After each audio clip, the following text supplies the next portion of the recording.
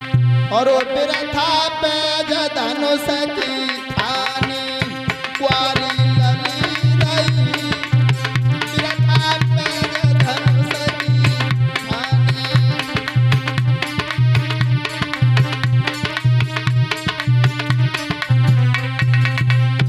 आप लोग हमारे चेहरा को क्या देख रहे हो?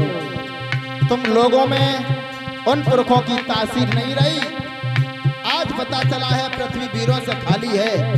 ये बात पहले मालूम होती मैं ये प्रतिज्ञा कदाप नहीं करता। काऊ क्षत्रिय पे धनुष न टूटा,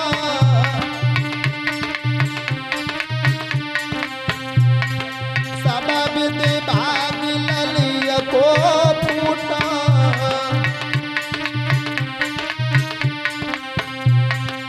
हमारी हसी भई बिरथा पे धनुष की ठानी हमारी।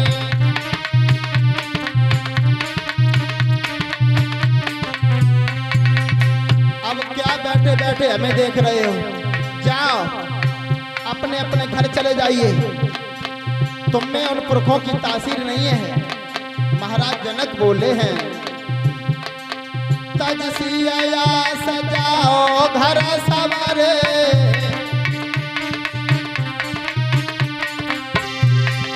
पूर्ण बचन भय नहीं हमारे।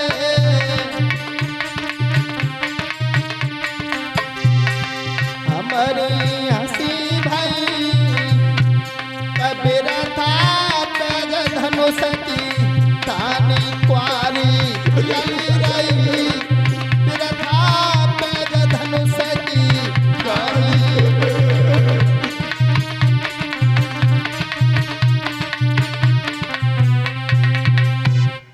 जो धनुष अब काऊ बनाए टूटो, जो राक्षस गए थे सुबह ना राक्षस ना चल लगे, हम पे ना टूटो तो काऊ पे ना टूट रहे है। इधर मेरे भक्तों क्या हुआ? एकदम राक्षस नाच के बोले और क्या बोले कि धनुष ना टूटे सिया रही क्वारी, धनुष ना।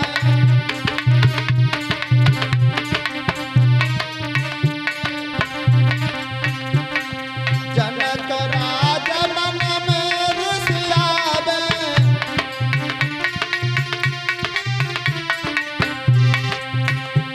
धनुष को तोड़े सिया रही क्वारी, धनुष को तोड़े सिया रही क्वारी।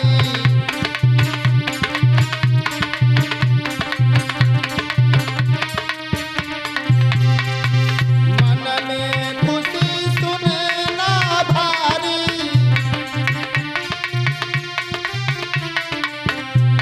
धनुष बोई तोड़े राम बलिधारी, धनुष बोई तोड़े राम बलिधारी।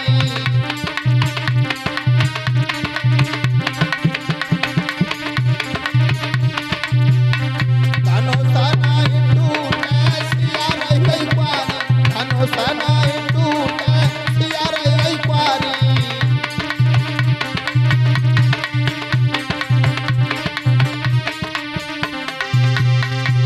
गावे गीत मनोहर बाली, धनुष सब देखे ठाड़े बलधारी, धनुष सब देखे ठाड़े बलधारी। धनुष नहीं टूटे सिया रही क्वारी, धनुष नहीं टूटे सिया रही क्वारी।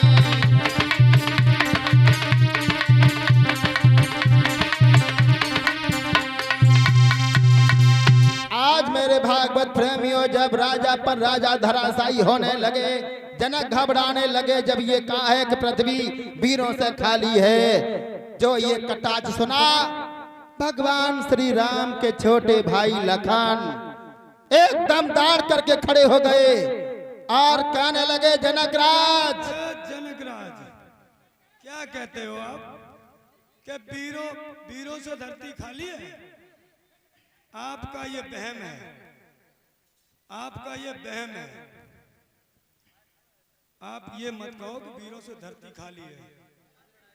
आज लक्ष्मण कहने लगे जनक राज, क्या कहते हो पृथ्वी वीरों से खाली है?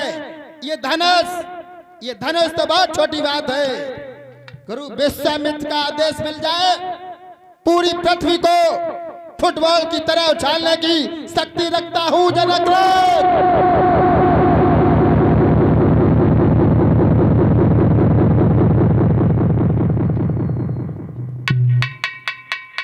विश्वामित्र बोले लगन रुक जाओ, शादी के चक्कर में उलझ के पहुंच गए।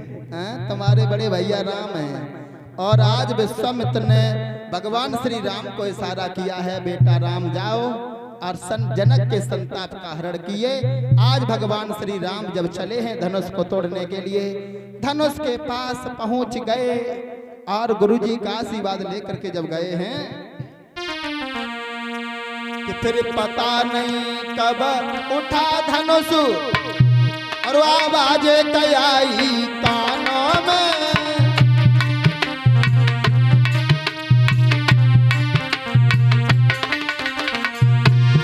बोलिए रामचंद्र भगवान की जय हो। भगवान श्री राम ने धनुष को उठा करके तोड़ दिया।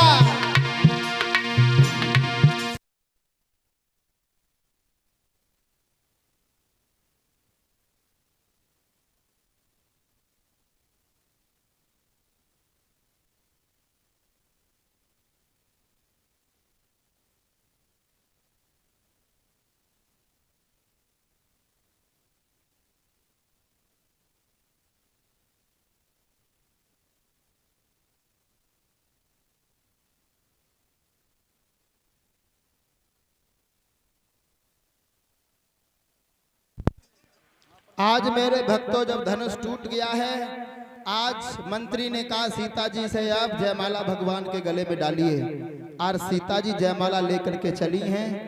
लेकिन मेरे भक्तों समय कम है, क्योंकि संक्षेप में आगे बढ़ेंगे। अभी भगवान कृष्ण का अवतार होना है और आज सीता जी जयमाला लेकर के जब चली हैं,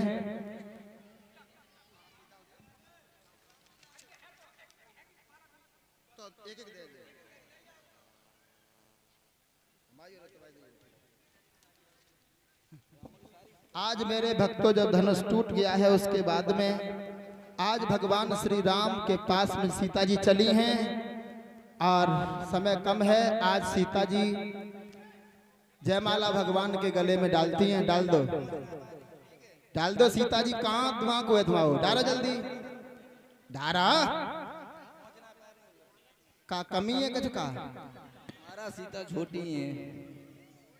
अच्छा, हमने कहीं समय बचाए दें। आज सीता जी कोशिश कर रही हैं लेकिन नहीं पहुंच रही हैं। तो आज भगवान राम झुकबे को तैयार भये तो लक्ष्मण बोले झुको मत, भाभी के सामने पहली बार झुक गए, सारी जिंदगी झुकते रह गए, सीधे खड़े रहो। भगवान राम ने और मुंह ऊपर कर लो।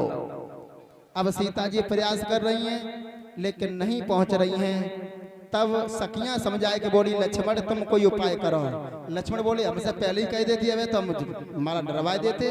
आज भगवान श्री राम के लक्ष्मण ने जैसे ही पैर छुए, झुक कर के श्री राम ने आशीर्वाद दिया, तब तक सीता जी को मौका मिल गया।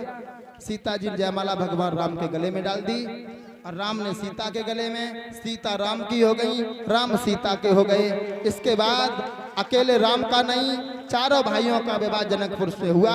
बोलिए रामचंद्र भगवान की जय। और समय कम है, सभी भक्तों से अनुरोध करना चाहेंगे आप जाएं, महात्मा बसदेव को तैयार करें, कन्हैया को तैयार करें और घबराने की जरूरत नहीं है। अब और जो आप अब कन्यादान में टाइम लगेगा। माता बहने कन्यादान लोगी? राम की सारी कहाँ है? सारी आ जाए। बताओ क्या करने, कन्यादान करवाएं? टाइम नहीं है तो फिर अब ठीक है हाँ, तो बैठा दो कुर्सी पर। माता बहनें बड़ी सावधानी से कन्यादान लेंगी और समय कम है, क्योंकि शादी में तो ऐसे ऐसे काम होते हैं 6 महीना तक। अरे अब नहीं, अब आगे किसी अवतार होगा।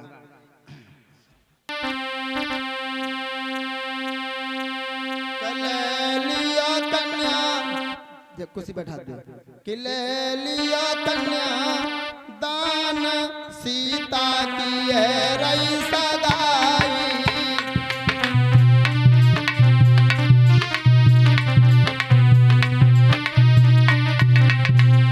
ले लिया कन्यादान सीता की है रही सगाई।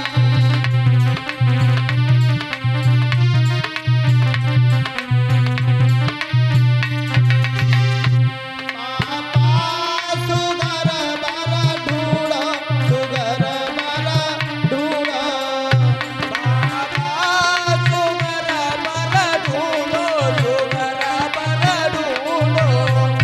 मम्मी ले रही कन्या दान सीता की है रही सगाई।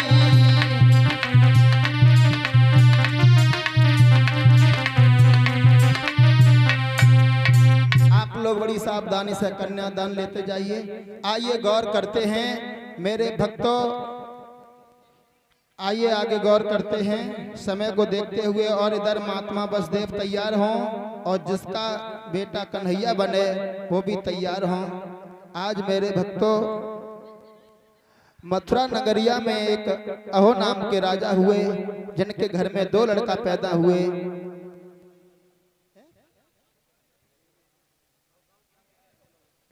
हेलो, एक डालडा की टीम भूरे यादव सनो बुमरा सिंह करेल चौराहे वो एक डालडा की टीम दान कर रहे हैं और एक 50 किलो की बोरी राहू यादव चीनी की बोरी दान कर रहे हैं। भगवान हमेशा इनको सदा खुश रहे। और एक बोरी 50 किलो की राधे श्याम यादव जो दान कर रहे हैं। भगवान हमेशा इनके भंडारे भरे रहे। और इसी श्रृंखला में अनिल कुमार उर्फ भूरेलाल एक टीन डालडा की और एक बोरी चीनी राधे श्याम और 2100 रुपया। श्रीमान राधे श्याम एक बोरी चीनी और 2100 रुपए भिजवा रहे हैं। और एक बोरी चीनी रामू दादा वो एक बोरी चीनी भिजवा रहे हैं। बोलिए गोविंद भगवान की। आइए गौर करते हैं मथुरा में अहो नाम के राजा हुए हैं जिनके 2 लड़का पैदा हुए देवक और उग्रसेन। उग्रसेन के घर में रानी पवन रेखा है।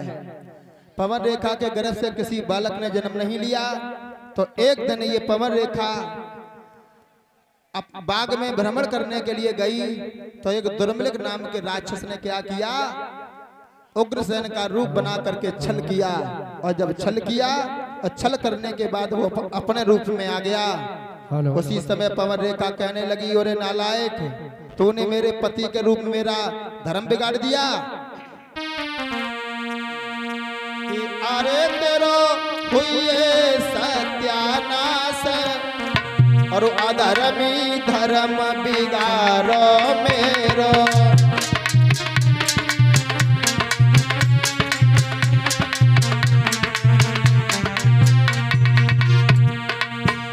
जो पहले जान जो लेती श्राप भस्म कर देती।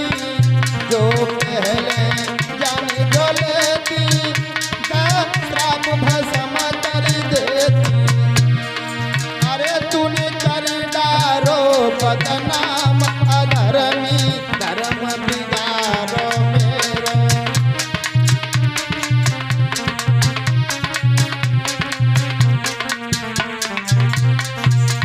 एक स्त्री के पास में होता क्या है। और हमारे सुनील ब्राता जी महात्मा बसदेव कन्हैया को तैयार करें। माता बहने 20-25 मिनट की बात है।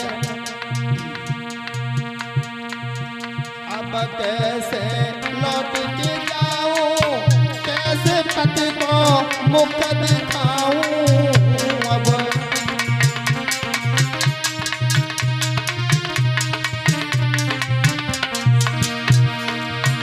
तूने कर डारो बदनाम अधर्मी धर्म बिगाड़ो मेरो। अरे तेरो हुई सत्यानाश अधर्मी धर्म बिगाड़ो मेरो।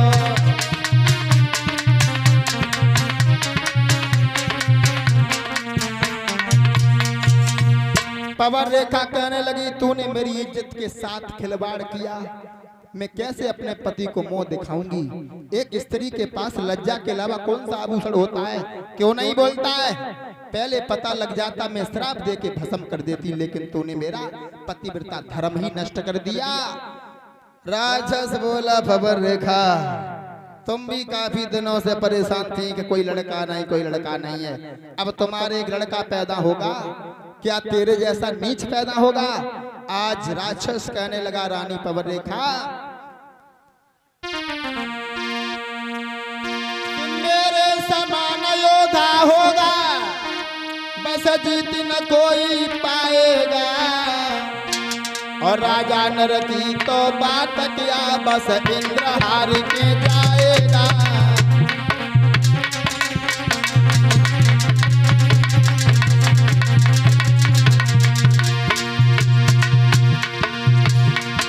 ऋषियों को और ब्राह्मणों को बेशक वो बहुत सताएगा, पर इतना ध्यान रहे रानी वो हर के हाथ से जाएगा।